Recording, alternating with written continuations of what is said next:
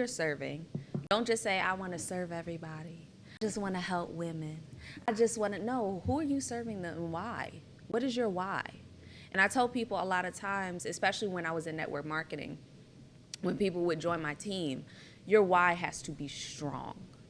If your why doesn't make you cry, it's not strong enough. As in many full-time entrepreneurs, they will probably say this to somebody who is a 9-to-5er and is looking to build their business or is in the process. We get jealous of y'all because of the fact that the little bit of time that you do have, the after the 9-to-5, the 5 to 9, or the 5 to before you have to clock in, that drive to work, that 1 hour lunch break, if it's an hour, y'all, your time has to be intentional. First and foremost, if Jesus needed a community before he left this planet physically, what makes you think you don't need one? Hey, thank God for another day. Hey, I know we could be another way. Hey, pray, thank God for another day. Hey, I know we could be another way. Hey, yeah.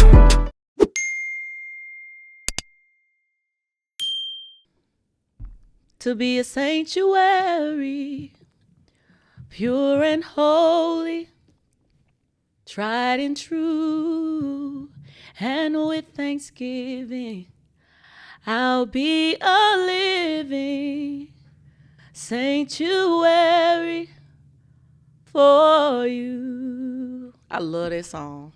That's a good real one. bad. That's a good one. Mm-hmm. That is a good one. If y'all don't know where you've landed in a safe space where we decompress, have fun, and guess what? Just ask.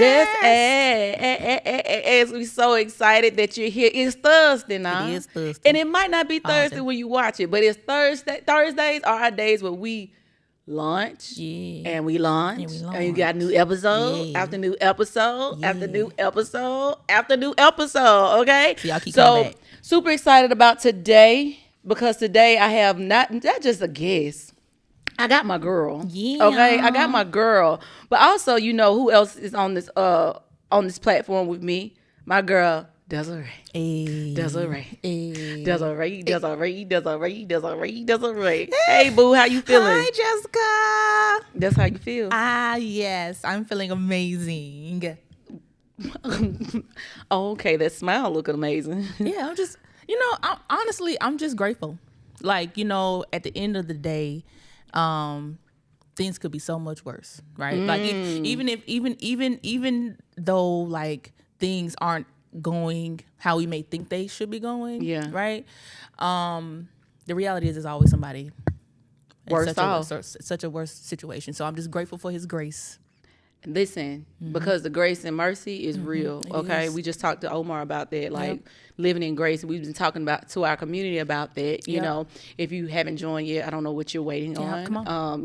So Desiree, I'm excited about this guest because our guest today is the definition of multifaceted, right? And sometimes navigating through being multifaceted can be frustrating, right? We talk about things could be worse, but the blessing of being multifaceted is also what they would, I won't consider a curse, but maybe the frustration. It can be very frustrating. So I don't want to prolong the time because I think this is going to be a great, healthy conversation. I'm super excited to have the woman of God by me. I want to introduce to some and present to others my girl, Nella Coleman.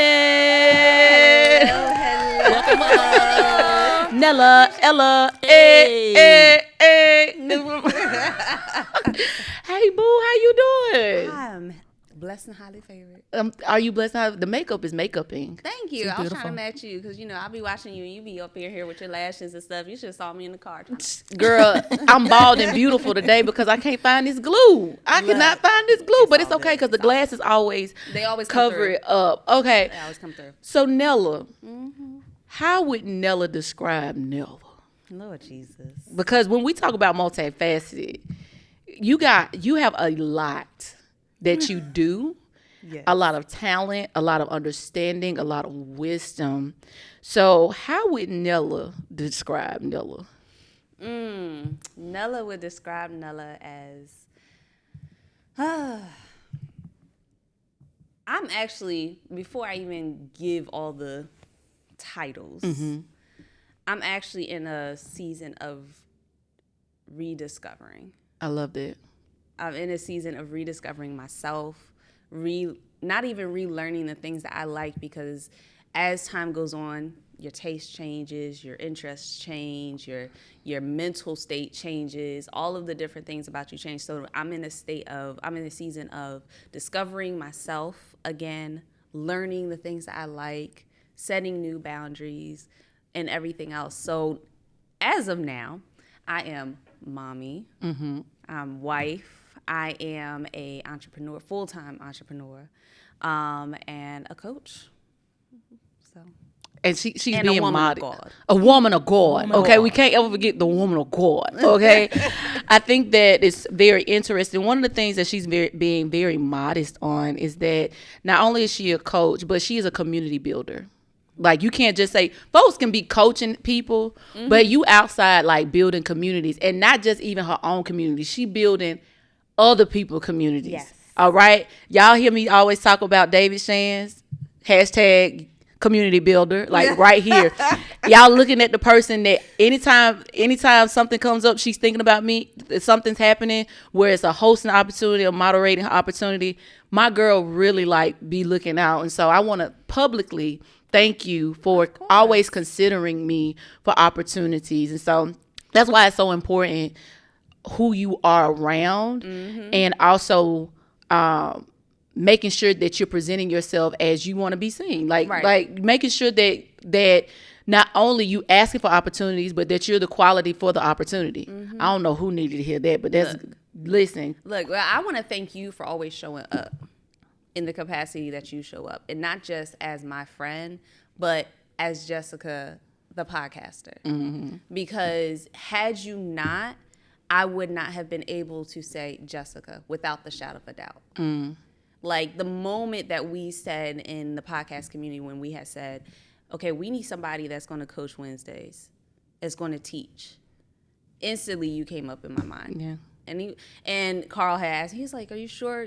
Like, anybody else? I was like, no. Ain't nobody else that's been as consistent.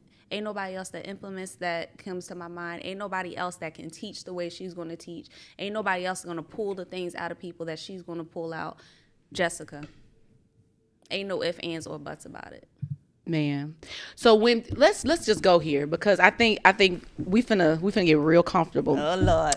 With you having access to some prominent people. I'm just gonna say prominent, because they're not the only ones. Right. We'll just keep it like that, because this is not for that conversation. But you're around prominent people and you're serving prominent people. When people come to you, let's say somebody's coming from you from one of our communities or just off the street or whatever, what is it that you look for when people are asking for different opportunities? First and foremost, 9 times out of 10, I don't like to be approached about, hey, can I, because I've never been the person to ask for handouts and ask for opportunities and to ask. I just do the work. Girl, you talking good. Even if you and I have had many conversations about me feeling overlooked in certain areas and things, even in the instance of me feeling overlooked, I always still do the work. So that there is a trail behind me that you can never doubt. Yeah. You can never say I didn't put the work in. Yeah. You can never say that I didn't show up. You can never say that I didn't give my all, right? And so I have come across many people that say, I want an opportunity to speak. Or even when you did the panel. When I called you. Okay, yeah. When I called you and asked you to do the panel, I had people ask, well, why you ain't called me? That's interesting. Because that's interesting. Because I haven't seen the fruit. Nella, I haven't seen it. Nella, I need to see the fruit. Even if you came to me and you asked for the opportunity And maybe it didn't, because sometimes every once in a while, maybe I might overlook something, and that's on me. Yeah. And I have no problem admitting that. But if you come to me, you don't have any fruit that you've produced, and you're still asking for the opportunity, it's going to be a hard pass. I'm going to be nice about it. I'm going to smile in your face and give you the love of the Lord. Yeah. But it's still going to be a hard pass. Yeah. So let me ask you this, because this is something, for one, Nella is also my accountability partner, along with Tiff. Shout out to Tiff. Shout out to my girl, Tiff. But, Free Your Mind podcast. We got to do a the trio. three of us, yes. Yeah, go ahead and tap into that. Yeah, real bad. So you and Tiff have gotten on to me about this, what I'm about to ask you about. You already know where I'm finna go. But with you saying for people not to ask, I think I have a problem with asking. You and me both. Right? Right, but you had a big ass at the podcast summit, girl, and that was so uncomfortable. You had a huge ass. We gotta talk about that. Yes, but you had a huge ass. How do I know if you're telling people you don't like for people to come up to you? Mm-hmm. How do I know when the healthy moment is to present myself and present me shooting my shot? Yeah. And it's not that I don't like people coming. I don't like it when you come up and you know that you have no history. You know you haven't been putting in the work in, right? You only had one podcast episode and now you asking the host main stage. Like, come on, fam. Come on, fam. Come on. We part in the Red Sea. we got I know God can work some miracles, but this may not be one of them. Listen, right now. Like, so for me, it's knowing who you are, coming up with confidence, even if you only at episode 25. Mm-hmm. Walk in the confidence that you at episode 5,678. Yeah. Right? Like, walk in the confidence, like in the podcast community. We had called out, oh my God, Lord, please bring her, Sasha. Okay. Oh, yeah. And every time she talks about her following count, she always, or her subscribers, she always talks as if she has the subscribers. Yeah. She doesn't talk as if she only has a couple hundred. Yeah. Right? That's the confidence I'm looking for. Yeah. And I know for a fact, sometimes people will say like, well, Nella, your energy, you be a little standoffish sometimes. And you got to be though, Nella. Like, I don't think it's standoffish. I think that, so as for somebody, this is something that Nella and I have in common. So people have seen my spiritual mother here, right? Mm-hmm. She was the first prominent person that I served closely as I have. And she has been my foundation. So when people have asked me questions like, where you get this from, baby? I got Dr. D. Funby. I went through the course, okay? Like I went through the ringer. Because at the end of the day, like, I think that also with serving the community and being that there's a level of protection that you have for prominent people that you are working for or serving or whatever. And so I think that it's not standoffish. What they're sensing is you're not finna walk through this door as easily as you thought you were. And I think I don't think you standoffish. I just think that you act like I'm protected. Yeah, you're protected. Real bad. Yeah, and even like, and my husband will tell you, even sometimes, because, you know, he does podcast intros, he'll be like, yo, babe, introduce me to, I'll be like, no, you got to work for that. To your husband? To my husband. Jesus. To my husband. He ain't got the grace. So my thing is, if my husband doesn't get at that many open doors, every once in a while, yes, I'll shoot this, I'll do the alley-oop and everything else. But there are times where I'm like, no, you got to introduce yourself. You got to do the work. Why do you do that? Because it's a muscle. You can't expect everybody, and once again, this goes back to just how I operate. I don't operate as people expecting that you will just give me stuff. Now, if I'm doing the work and I'm still not getting the fruits of my labor, then I'm going to be like, all right, that's when that feeling of overlooked and everything comes in for me. Yeah. But if you have to build your own muscle. It's just the same thing as a gym. You go to a gym and get a trainer, and you ask the trainer to lift the weight, they Yeah. already got the muscles. Yeah. You paying them so you can get like them. Yeah. Yeah. Yep. You said it. You said it right. Them lifting those weights for you, them holding your hands up under you so that you don't drop those weights or so you can finish the last set, that's not doing nothing for you. That's not doing anything for you. It's not making you as strong. Right. Right. You're talking so good. So I think because we share, I don't just host Wednesdays by myself. I made like Nella, I'm not doing this by myself. So we do it together. I always say that. She always try to put me on the spot. But so the community that we're talking about is the 7-Figure Podcast community, hosted by David Shands, Carl, and CJ, right? And so on Wednesday nights, we have community nights, and we are very much so motherly and stern at the same time. So shout out to the community. We love y'all. We love y'all, but y'all special. y'all special type of special. Y'all special. But I'm curious because you have been able to build communities.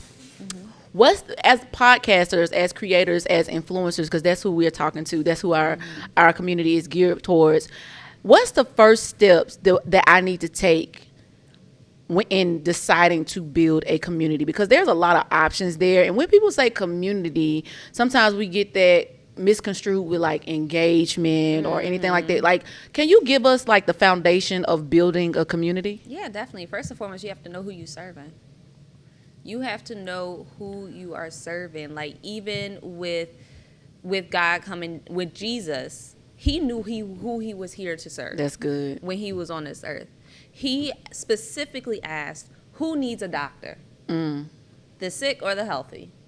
He knew who his audience was. He even knew, and a lot of people will, when they start to build communities, they look for the support from their family members, their friends, and their auntie and them and everybody else.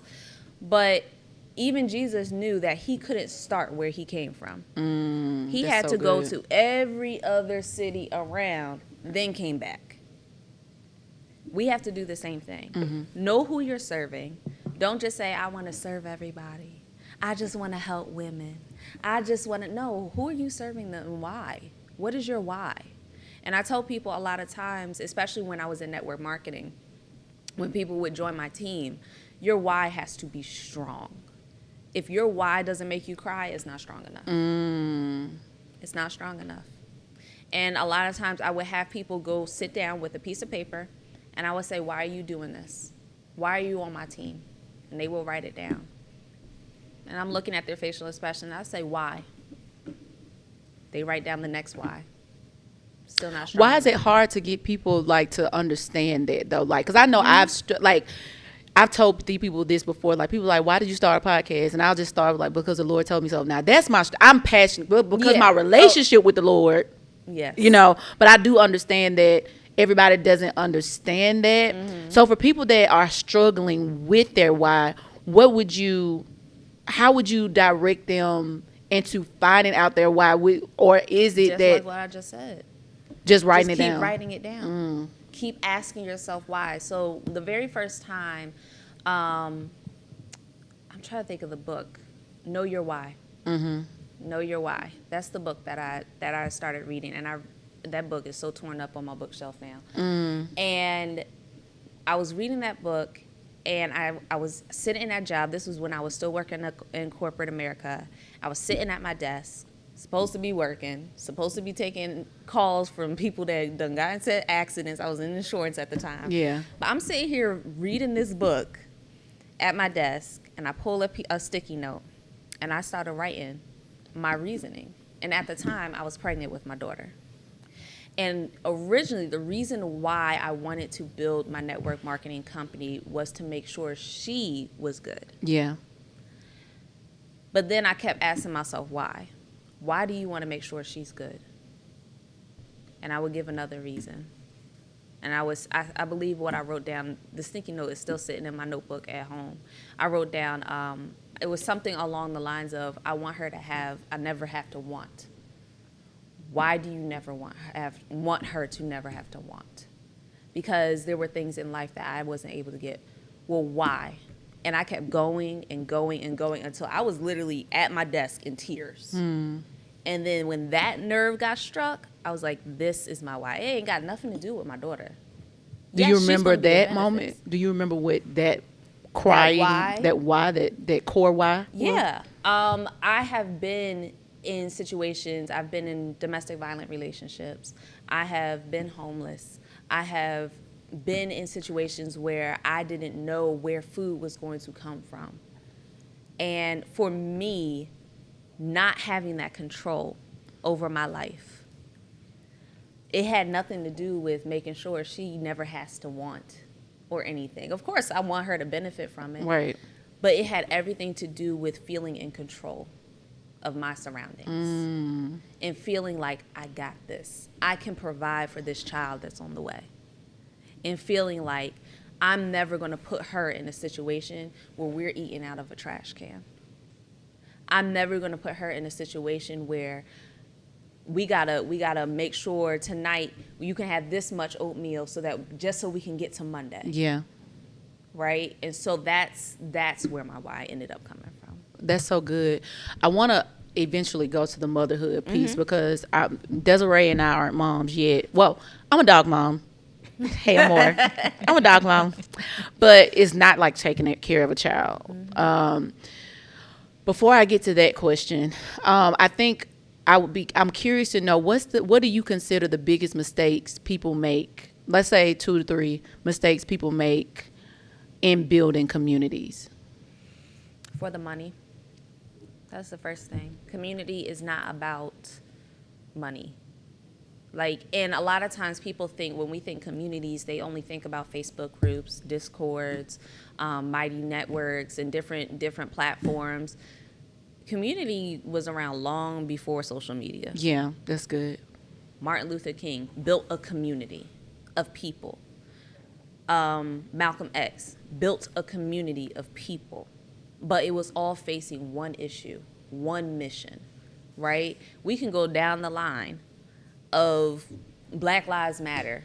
I know it's a controversial, but we still gonna we still gotta use it as an example. Look, it was a community, right? And so a lot of times people think, I want to build a community because I want consistent income on a month-to-month basis. Yes, that's great. And granted, I do use it as a marketing tool, right? Because that's where people's mindsets are.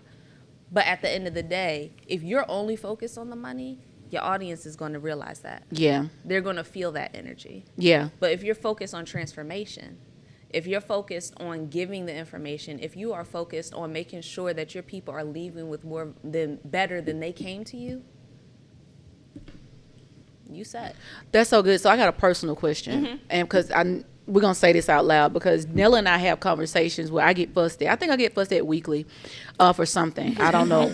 She not gonna I get fussed at weekly for something. We not gonna act like you don't be fussing at me too. Yeah.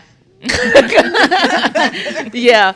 So shout out to the community that we are building. The community acts for the community. If they didn't, I wouldn't be doing it. I'm just gonna call it straight, because I know I said this on morning meetup one day, talking to the young lady. I can't think of her name right now. When I did the moderation. Yes. And one of her things was she was very faith-based or whatever, but she's in the fitness program and she's making all this money off doing this. And her why was basically rooted in faith and just believing that God has called her to do this. God has, and my struggle is, even though it's not about the money, is monetizing the community. And so how do I gauge where I put the price point of where I want to serve? I think I'm personally struggling with that. And I think if you're talking to other believers that just want to give, right. But also we're hearing monetize the community, meaning put a price point on it, let them join at this rate, do special things for them, different episodes or whatever. I hear all of that, but then I'm sitting here Lord, I'm struggling with the heart. I want to just give it. I want to give it, but where do I, where does my gift make room for me? So for somebody like me, help me, please, help me, please. Help me. What would be your resolve for me? It's funny you say that because I actually had a consultation with a client, a potential client yesterday, and she literally was having the same exact issue. And one of my biggest things is God did not put inside of you what he put in you so that you don't live in abundance. Now, abundance looks like many different things, but he also told us to make money off of the things that we are able to do. He has parables where he talks about using the resources that have been given to you to make the money. Now, should that be the driving factor? Absolutely not. Right? And so when we're talking about matching the price tag to the value, your value should always be more than the price tag. That's so good. You should never feel like, I should never feel like if I come into your community, I pay more than what I'm getting. And I should never feel like I'm paying equal to what I'm getting. What does that look like tangibly? Yeah. So let's say, for example, I build a community where I only have you paying $15 a month and you only get one live session a week or a month or every other week. Depends on how much somebody. That's kind of equal. If I'm only getting one live workout session and nothing else. Or I pay you $15 a month, but I get 2 live sessions a week. I'm getting a habit tracker. I'm getting a nutrition plan. I'm getting a fitness workout plan specified for the goal that I have. I also have an accountability group that is based off of the goal that I have, and I'm only paying $15. And what does that do for the people that's in the community? What do you think the response is from the people in the community? It's a no-brainer. When I see that the value is more than what I'm paying, it's no-brainer. There's no reason why I can't figure out how to get $15 every month. I'm going to make sure if I don't pay the T-Mobile bill, if I don't pay something, I'm going to make sure that $15 in there. Please pay T-Mobile. Please pay Pay your phone bills. Hey, they do it. Look, T-Mobile got this thing where they'll split it in half for you, okay? And I use it. Look. Don't be ashamed. Look, okay? Desiree, what you was going to say? Yes, you was. Desiree, just use your resources. Use your resources. Go get the vases and start pouring that oil until there ain't no more to pour, okay? Come on. Revelate, woman of God. Revelate, woman of God. Look. No, also, and I think that even hearing you talk, because I'm thinking about Crystal, Desiree, where we are in this workout group or whatever, and she had us pay $25 for the year. The whole year. The whole year. January to December. We get up, she has 4 different opportunities for us to work out together. So there's accountability. She gives us 1 month of recipes or of a meal plan. All right. She's always checking in. She's like, hey, when you're done, click done. Because some people don't get on the Zooms, but they still do the workout or whatever. So she's giving you a workout Monday through Thursday. And then Saturday she does this Zoom. And she loves it. She has her own brand of stuff that she sells like supplements, body wraps, all this stuff like that. And literally, Desiree did it first. She did it last year or whatever. Yeah. And then she knew that my goal. I kept complaining about my weight. So she was like, why don't you join Crystal? It's only $25. So then when I saw what was going on, I told my sister. Not only did I tell my sister, I sold my sister. My sister sold it to somebody else. At this point, we knew most of the community ended up being folks we knew because we took that opportunity to say, hey, you got to hop on this. And now I'm looking forward to paying her again. You know, like I'm looking forward to doing this because for one, it was like, this is a no-brainer to hop on because I've paid way more. Yes. Way more for than way that. less. Listen, you hear me? And it's not like I'm not getting results. You get results too. So what you're saying is what I'm saying, to complement what you're saying, is it's not just about the price point, but the value being more than the price point. Right. Because her value of what she's getting, I'm like, it's a no-brainer. Like, you'll be crazy not to pay the $25. And I think that's where you're getting it. Now, that may not be your thing, but that was a good example. So I appreciate you bringing it up. So let's pivot real quick, because you're good at pivoting. Oh God. You're good at pivoting. Okay. How do you know, with you being multifaceted, you've not only built communities, you've ran social media platforms for people, you've meal prepped for people. Meal prep. You still I'm like, you've done so many things. How do you know where Nella needs to be? Sometimes I don't. Sometimes I don't know where I need to be. And I actually I want to say towards the end of springtime, beginning of summer, I started offloading stuff. Probably even sooner than that, started offloading stuff off of my plate. Because I started feeling the walls close in on me. And you and I had a conversation about this when I was serving as the lead for the events team at my church. And so that was about the time. That was the time where I started taking things off my plate, right? Because I started having such a clouded mindset and a clouded vision of what needs to get done. Where do I need to be? Being at church, Lord knows. Get it out. Lord knows I love to serve. Yeah. I love being in the church. Both my parents are pastors, right? I didn't know Miss Janice was no pastor. Girl. Child. Both my parents pastors. I was raised in the church, everything, right? I've gone through the whole journey of a PK, but I had gotten to a place where I can't be in the church every day, all day. Yeah. Which is where they might as well have had a bed in the back for me. Wow. Because I was there to the point where there were days where I would come home and she already sleep. I didn't get to make dinner for her. I didn't get to put her to bed. I didn't get to give her a bath, read her a story, none of that stuff. I come home, I drop her off at school, and then I go to the church. And I'm coming home, and she already knocked out. And he in the bed waiting, right? And so when it started getting to that type of friction on top of other things that were happening, I was like, all right, something has to give here. Something has to give. And so when I started having those feelings, I took it to my pastor. Like, my pastor, I blow his phone up. Real bad. Like, sir, why are you not answering the first call? Like, on the first ring, why are you not answering right now?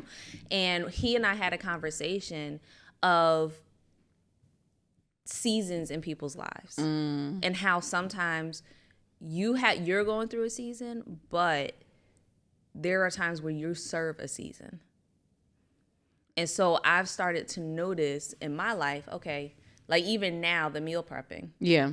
I got a text message I got to send out soon. That season is coming to a close. Yeah. Right? It did what it was supposed to do when it was supposed to do it. It's time to start dusting those things, taking those things off your plate. So my pastor, child. And 9 times out of 10, when I call him, he'll be like, I don't even know why you called me. Because you know. Because you already know the answer. You already know. I'm trying to understand why you called my phone. I'm curious to understand the emotion that was attached to pivoting like that. You know, especially like when you talk about church, you talk about faith. And with you having experience as being a preacher's kid, there's a different level of responsibility that you think about, especially when you talk about responsibility of a church, right? Emotionally, did you feel guilty for pivoting for you and what you needed for that season? If you were, how did you manage that? Yeah, I felt, and not even necessarily I felt guilty. I felt like I was giving up I felt responsible. Felt responsible for the team that I had built. I felt a responsibility to them because of the fear of the hands that I was leaving them in, of whose hands I was leaving them in. Because I'm the type of person where I will get in the mud with you. Right. My team, I'm not going to be the person up here watching my team dig in the dirt. Yeah. No, I'm down there with you, asking you to hand me the shovel. Yeah. Right. And I knew the person who I was leaving that team, the hands I was leaving it is not that kind of person. Right. And so that feeling of like, I really don't want to leave them with them. I really don't want to put them in the hands of somebody that I know really doesn't care. They just want the job done, and they want it done right the first time. That was the biggest pull that I was having, right? Feeling like I wasn't going to have, if I do this, what is my purpose? No. Oh, Lord. No. Because that is very real. That is very real sometimes, and this is not even just in church. Sometimes we don't release certain things because our identity has attached itself to the thing that we're doing. And I think that we have to be honest with ourselves regarding, okay, why does this hurt so bad? You know what I'm saying? I'll be transparent with you. Like, I'm in a season right now where I'm trying to navigate my location with my church, right? I asked Omar this. I asked him, like, how is he able to balance being a pastor, right, and having his business or whatever? And it's always in my mind that, because y'all know I still work a 9 to 5. I'm not a full-time entrepreneur yet. But how, because there is liberty in the time of an entrepreneur, I said, well, maybe they're doing this and they can do this because they have the flexibility and the time to do it. And that's not actually true. You actually probably have less time than me because I structurally get a paycheck every 2 weeks. You know what I'm saying? You're having to go hunt. You got to hunt your food. You got to hunt your food. So I'm trying to like figure out how to balance what I'm doing and what I'm building, right? Because I need you to understand, Nella, and this is me because I heard this while you were talking. Knowing that you a builder, you will start responding like a builder, right? And I think that for me and you, we've both had the opportunity of realizing that we're builders, and not. We can manage, but building is our first notion of calling, right? And so I think that while you were talking, it just resonated with me because I am in this season where I'm like, God, where am I supposed to be in my church? And if I'm in the right position, please give me the grace to not endure, but execute in excellence, because I'm struggling right now, executing in excellence in the role that I'm in. Because you're tugging with the emotions. Exactly. Because I love the Lord for real. It's not even just about my church. I love my church. I really do. I love my pastors. Shout out to Pastor Gino Garner and Corrine Garner. Okay. I love them now. They real, them my people. I'll fight you if you play with my pastors. They know it. Okay. They know it. But I think that you're bringing up such a powerful point and realistic point. And I think that also choosing yourself, not even just choosing yourself, but understanding the timing of where you are is important. And so you're an entrepreneur, you have pivoted a lot, but you've done that at least, was she 5? She is 5 years old. For the past 5 years, you've had to do that being a mom. What has that been like for you, trying to navigate being the best mother, but also building as an entrepreneur? It's rough. It is rough. And before I even answer that, I want to go back to something you said, though, because you talked about the timing that a full-time entrepreneur has versus a 9-to-5er has. Yeah. And when I was working a 9-to-5 job and I was building my network marketing business, as in many full-time entrepreneurs, they will probably say this to somebody who is a 9-to-5er and is looking to build their business or is in the process. We get jealous of y'all. because of the fact that the little bit of time that you do have, the after the 9 to 5, the 5 to 9, or the 5 to when before you have to clock in, that drive to work, that 1 hour lunch break, if it's an hour, your time has to be intentional. Because of the fact we have so much, because we do have a lot more time. Mm-hmm. But because we have more time, it leaves a lot more room for let me get the laundry done real quick. Let me go run these errands. I gotta go grocery shopping real quick. Knowing good and well you got groceries in the refrigerator, right? I gotta take the kids to school. I gotta do this. I gotta do that. So a 9 to 5er, it doesn't, because you don't have as much free and flexible time. Your time that you do have has to be a lot more intentional in the way that you spend it and use it. So because of that, you guys are able to be more decisive in the activity you put into your business. Yeah. So that's the first thing. As a mom and an entrepreneur, it's hard. There are days where I fail as a mom. There are days where I lose my cool.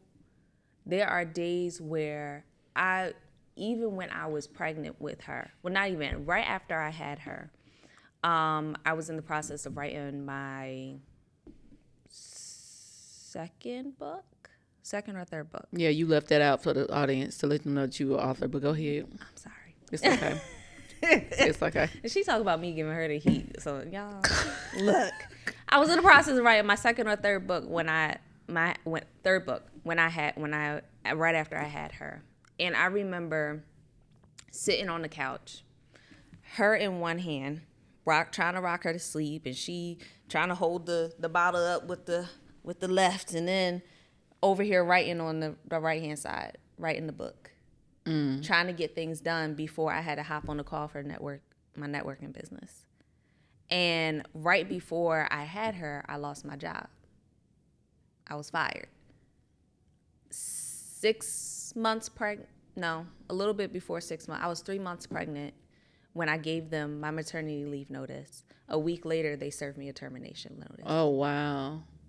And then we fought back and forth for like a month and some change. I got the EEOC involved because I don't play that. Right? And then eventually I made my way out. And not realizing, I had been praying for God to push me out for a long time. And so when that came around, I realized how this could be hard. And in that moment of sitting on the couch, and I wasn't even living at home anymore. My dad had kicked me out at the time. And because we had gotten into a big argument, at the time, I had just met my now husband, just met him, and I didn't know where to go. I was jumping from hotel to hotel for about a month and a half, 2 months, pregnant as all get out. And eventually one of his friends had a room that she could rent to me. I rented the room. I'm sitting on this couch, baby in one hand, writing the book, bust out crying. And I'm like, Lord, I don't know if I can do this. I don't know if I can be the mom that she needs me to be. And I picked up the phone and called Chris, my husband now. I picked up the phone and called him, and I said, I need to find somewhere to give her up for adoption. Wow. Okay, so I saw a girl on TikTok. She's 23 years old, and she was talking about how she considered giving she has 3 kids. And her last kid, they have the same father. The father's not around or whatever. And I saw a post that she made was saying that she was considering giving her child up for adoption. How does one come to that option of giving their child up for adoption? Like, where were you mentally? Because she's not adopted, y'all. She right here, like, over there watching her iPad. Yeah, she quiet. she over here. Look, this real mom time. And it's nothing for those. I want to be very clear. Let me let you hear this. If you were to make that decision for your situation, there's nothing wrong with it. At all. I just want to know, like, for you to even come up with that, what in you thought that you weren't equipped to sustain, now she started talking, sustain motherhood with her? It's actually something, so at first, going through that state, I didn't think I was ready. Of course, I still wanted to live my life and everything else. Was her dad the one that you dealt with abuse with? No. Okay. That was my ex-husband. And then after my ex-husband, I got into this relationship, and it was great until I got pregnant. Okay. And then the moment I told him I was pregnant, he sent me a text message and said, "Good luck." And I haven't heard from him since. Ever since. Okay. Yeah. We won't go there. Let's go back to how we get to the adoption part. And so in the midst of all of this turmoil going on and the feelings and him not even saying that's not my child, admitting that is his child and still not wanting to be there, going through all of the judgment from church members and the people that I grew up with in church, and going through all the different feelings and emotions, then I felt like I'm not mentally capable of raising somebody else. But now looking back, and after having a multitude of conversations with my mom, not necessarily about those feelings, but just having in conversation, when you leave, I was in such a vulnerable state that when you leave enough room for the enemy to come in, he's able to twist your thoughts, right? And so, yes, my mental is not that I wasn't a fit mom mentally, but I was still struggling. There were times where I was like, look, I don't know. And Chris and I actually got into an argument about it one day, and it was on his birthday because he was adopted. Wow. Didn't know that. He was adopted. And we've talked about this on other podcasts, so no, I'll tell his that's story. Your husband's story. I'm tell your story, boo. But he was adopted by his own family members. Okay. But there was a call that at the time his aunt, who is now considered now is his mom, she got a call and said, "You have 1 hour to make a decision of picking him and his sister up. And if you guys do not make a decision and come pick them up, they go into the system." Wow. And so they had an hour to make that decision. They picked him up. And so when I would have those conversations with him about her, he would get a little, it triggered no, him. This is a decision that you made to keep her. Because when I met him, I was only 2-3 months pregnant. Oh, wow. Right? And he actually, in the very beginning of our friendship, he had that conversation with me. "Are you sure you want to keep this baby?" And I was like, "Yeah, I'm sure." I was so gung-ho on it. And then when I finally had that baby, I was like, I really don't know if I can do this as a single mom. Yeah. It was the expectation of thinking that her biological father would be eventually change his mind. The father, not even that, because he has other kids. And I've watched him in the lives of his other kids. And so in my mind, we in this situation, because I see how you are with them, I know you're going to be that father for my daughter. And that's still not the case. Still not the case. So did you take that personally? Not personally, no. Because I just couldn't understand it though. It just I couldn't calculate in my mind, like, why my baby? I never had the feeling or thought of it was something about me. It was always just, why would you not take care of my baby? What's coming to mind? I'm hearing like I'm almost forgetting that we're recording right now. Sorry, y'all. But what's coming to mind right now is how there are different tools to build different things. All right. So we're not going to use the same tools to fix a car that we would a bookshelf. Right. Right. Mm-hmm. And so what comes to mind is, and not calling the man of God a tool, but thinking of it as such, maybe he doesn't have the tools to build up baby girl, and God is trying to make sure that she is properly built up. Mm-hmm. Maybe he has the tools for those other kids, mm-hmm. right? And so that's what was coming in my mind while you were sitting there talking. Sometimes we ask why, but the hindsight is, if certain people were in your life during a certain season, mm-hmm. you wouldn't have been going the direction that you would have been going into, right? And so I think that you have to give yourself more credit than you probably do. Because what I know about you, and I know the first thing that people say about you is that you're a wonderful mom. Like, you really care about that little girl. And I'm curious to know how your mother, Miss Janice, the relationship with you guys, how that has impacted you being a mom. Child.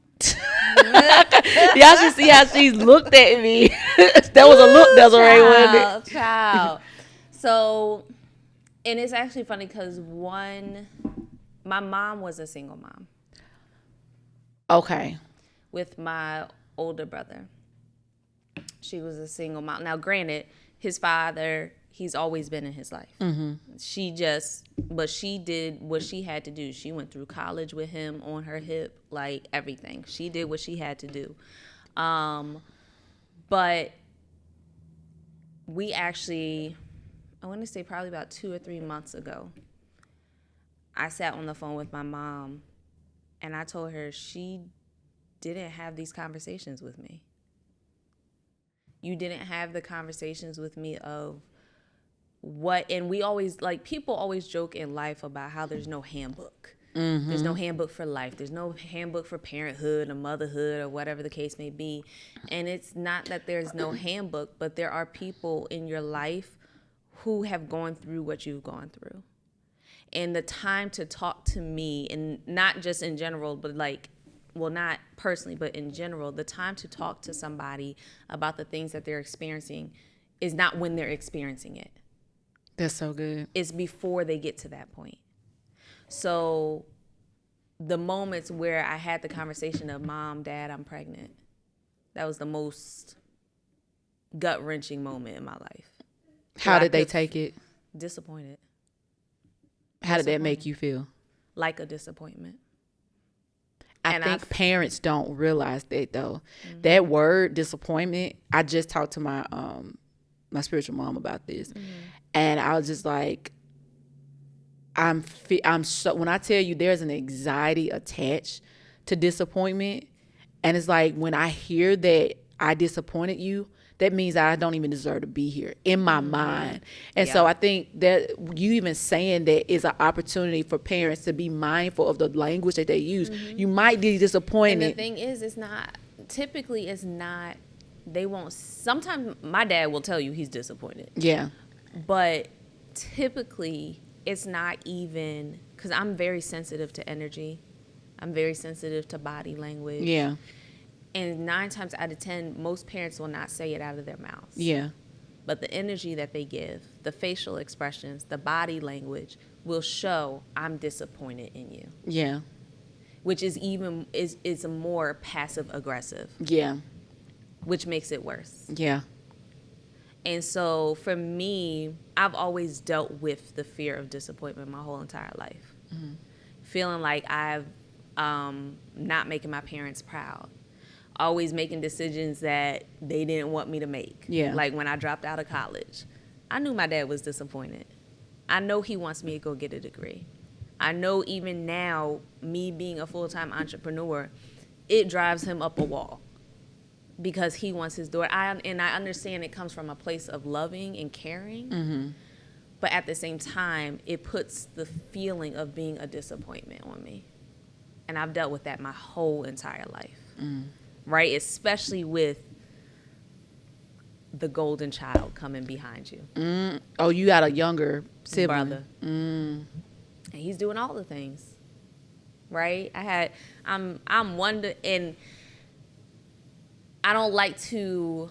I'm getting out of the habit of making myself a statistic, but it's like, okay, you got my brother who's going to school, got a great job, he's gotten married, he's got his own house, he's got his house, and this, that, next thing, younger than me, all these things, and I'm sitting here looking at myself, and I'm like, I'm divorced, remarried, had a baby in between that, I ain't got no house yet, I'm still figuring out my business and everything else.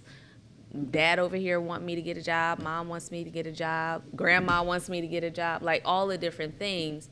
But then you got the golden brother over here who could do no wrong. Right? And so for me, that disappointment weighs even more. So how do you overcome that as an entrepreneur? Child, it's probably not a healthy way at all. Let's keep it real because this is a safe space. If you want to share.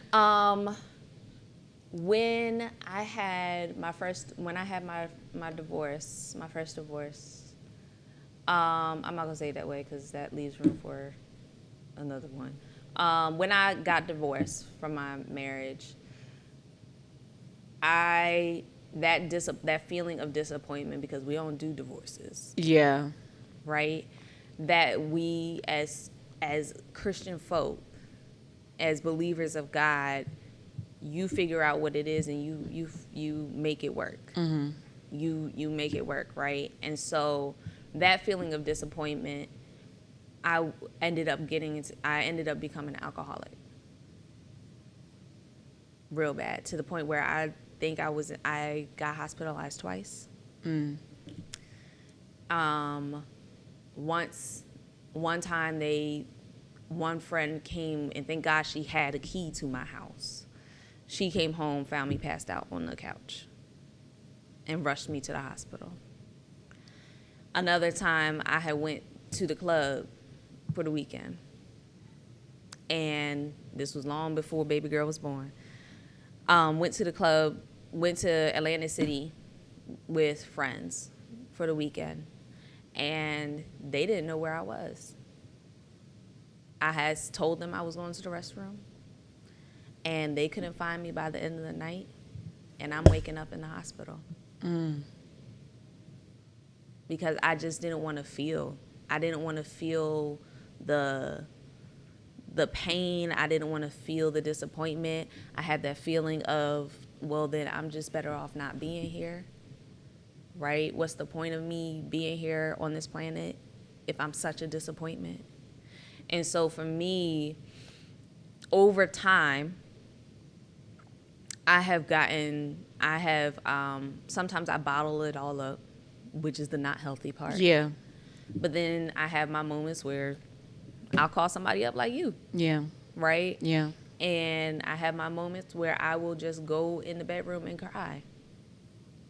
And I don't want to be talked to. I don't want to be bothered. I just want to be left alone. Yeah. Right? And so I have gone to therapy over the years. Therapy is always a good option. Therapy in our community, in the black community. Real bad. Don't skip therapy. Do not skip therapy. We all need it. I don't care. Right? And then my pastor, I will blow his phone up. Yeah. What I hear you saying is that you leaned into community. It goes right back to community.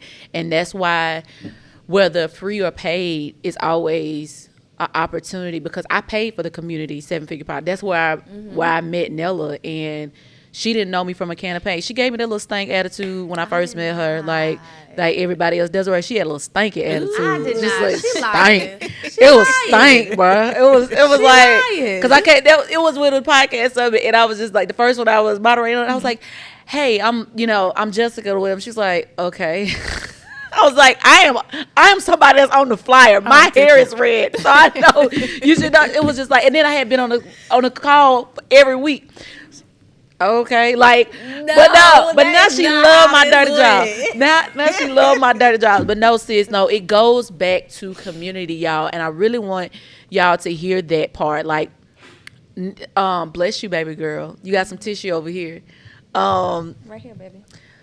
the landing the plane on this is understanding that we all have these gifts, especially as the builder, right? When we talk about the builder, thank you, Holy Spirit, I hear you.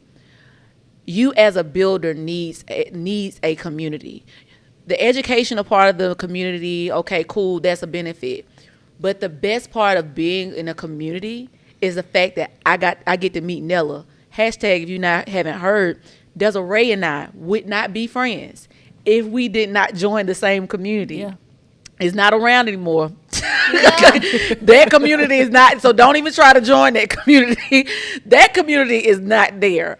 However, I need you to understand that our community, the safe space, is here so that you can connect. Not so you can just connect with me and Desiree, but so that you can connect with each other, right? Yeah, Dave leads the communities that I met her in. But the relationship I have with Nella is not the relationship I have with Dave. And maybe I will never have that relationship, but Dave gave me an opportunity to connect. Mm-hmm. And so when you're thinking about joining a community, when you're thinking about even building a community, that's why the why has to be important. Not only why do I want to build, but why do they want to join? You know what I'm saying? And so I'm so glad that you shared that, because some people can look at you and be like, oh, she got it all together type stuff. Desiree, what you over there thinking about? Because you over there shaking that leg. It's just natural. That just naturally happens. Right? You're just excited. I mean, I love this conversation because I too, I don't know how to say it. I'm multifaceted, right? Mm-hmm. And it wasn't up until a few years ago that I began to lean into all of them, because I think society is like, focus on this, or you got to niche this and this. I'm just like, I'm only this. So I would say I'm just a hairstylist, which at the time, that's the only thing that I was doing, right? So as I began to just lean into the other spaces that were opening up, I'm like, oh, I'm all of these things and I can do all these things, but I started to realize there are seasons for them. Yeah. You know what I'm saying? So I believe I think even with church, Jess comments sometimes like, oh, you're, you manage and do these things so well, and it's because I'm aware that I'm there for a season. Yeah. Like whether it's a long season or a short season, but I know the purpose of me being there is for me to grow in these roles. So the moment that assignment has finished, then now it's time for me to go to whatever the next thing is. And it's the same thing with hair. It's the same thing with photography, same thing with podcast producing, same thing with graphics, same thing with all of these things. I know that there's seasons where I may do all of them, and there are seasons where this may not look like this, and as I'm just growing, I'm learning to be okay with that. And also it can be a client by client thing. Like this one client may need this part of me, and the other one may need all of them, and I just believe that God gives us the grace to manage whatever that looks like, as long as we're open to managing it, partnering with him with it. Because I think for so long I was doing things for money. Like I was like, I made really good money in the hair salon. Okay. And did. But I was like, oh, this is bigger than just money. Let me start leaning into community. Let me start leaning into what this actually is. And when I started doing that, I'm like, oh, I'm just the manager of this thing anyway. Yeah. And as I just began to, circle in these lanes, I'm like, okay, now I don't have to be so overwhelmed with this, because I can just give it back to the Lord. And so that was a really encouraging conversation, because I think there are so many people who are gifted at multiple things, and I think we just have to understand that there's a season for it. Yep. There's seasons for these things, because there's nothing new under the sun. Nothing. Right? And so I just appreciate even hearing your story. I think a lot of us can find ourselves in certain pieces of that story, and also realize that there's still hope and there's still joy on the other end of it as you're still journeying, right? There's still like your story is really still being written, and so I'm just grateful. I remember at first I didn't recognize you at this podcast because I think last time your hair was blue. Was your hair blue? She didn't change her hair so many times. I think it was blue. It was cut. It was cut, and it was blue. It was short like your hair is now. Yeah. And I was like, man, she is so sweet, because Jessica talks so highly of you all the time, and so to really just get to, I think that's the thing, like people really think they know you. Right. Just because they see you in a certain space, but they really just don't know like the foundation of like why you are like you are. You know what I'm saying? So I'm grateful that we got a little insight of Miss Nella today. So thank you so much for sharing your story. I appreciate it. Like real bad. I'm so glad, because secret is kept out. It ain't no secret no more. Now that you're here, I can talk about them. Oh Lord. But we had scheduled to do this last year.